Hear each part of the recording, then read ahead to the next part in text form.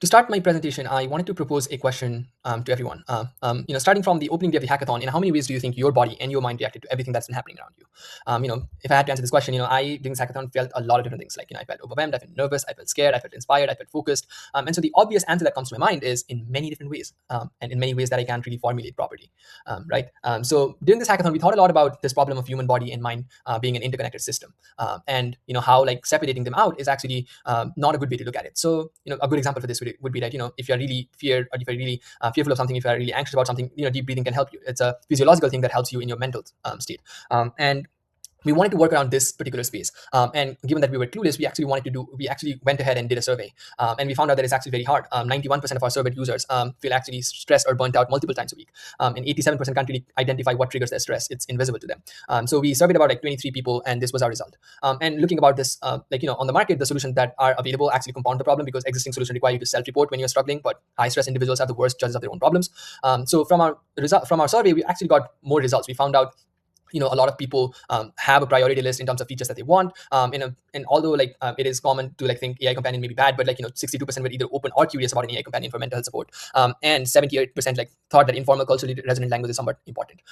So we propose Vector as our solution for this problem. We propose a system where we can track 9 markers from commonly available wearables like heart rate variability and stuff like that, and we support an AI-based companion that passively learns how you communicate and intervenes in culturally sensitive stigma-free ways, including all of the physiological marker data that it gets, and every single thing feeds into a single continuously learning model of you. More precisely, we do physiological detection, pattern learning, and WhatsApp delivery. This is very important for us because we wanted to make this easy for people. So, WhatsApp is something people use a lot. So there's no friction and there's no stigma using WhatsApp. And just chatting feels like a friend. And we also have integration with productivity tools like Google Calendar and Notion. So basically, under the hood, it's basically the input comes out from Apple Watches and Apple Health Kits. We have a pipeline with fast API backend. We use AI layer, and also we deliver it via WhatsApp Business API, and integration supports for Google Calendar API and Notion API. If you look at the market for this, just Southern Asia, Asian diaspora of students of young professional in the United States is about 20 million plus. And from our survey, we found out 66% of our survey users likely or very likely want to use a culturally aware therapist matching feature, which means they actually want to get the solution or intervention for this problem. So we present a low-cost alternative, $0 friction to start alternative for this problem. And this is a hard problem to solve, and we know that our solution isn't perfect. We know that a lot of people said that device cost is a big problem, device data privacy is a big problem, and also the whole idea of skepticism with AI companionship. But we think that we can actually integrate more variables, and already our app is on par, and it's a feature. Privacy is a feature, and the interface actually wants the whole design interface is built so that this feels more familiar and low stakes. Yeah, now we will move on to the demo. So yeah, after downloading the shortcut, this shortcut will sync up all of the data from your Apple Watch and health into our database for the dashboard to show up. Yeah, so this is our dashboard for Vector.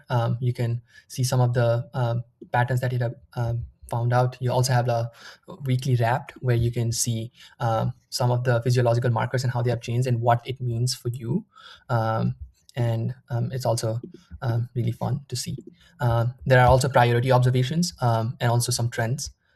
We will take a look into the WhatsApp feature in a while, but we can see some of the signals that we have, like HRV, and what it means. Like, for example, lower HRV means that you have heavier cognitive load and stuff like that. You can also see some of the more higher level weekly patterns. You can connect to the Vector Chat app, which we'll talk about in a while, and then you can also see some profile settings. Yeah, you could basically get a high level overview of all of the things that you need, and all of the things, what it means specifically for in terms of mental health. So yeah, this is the interface for Vector through WhatsApp.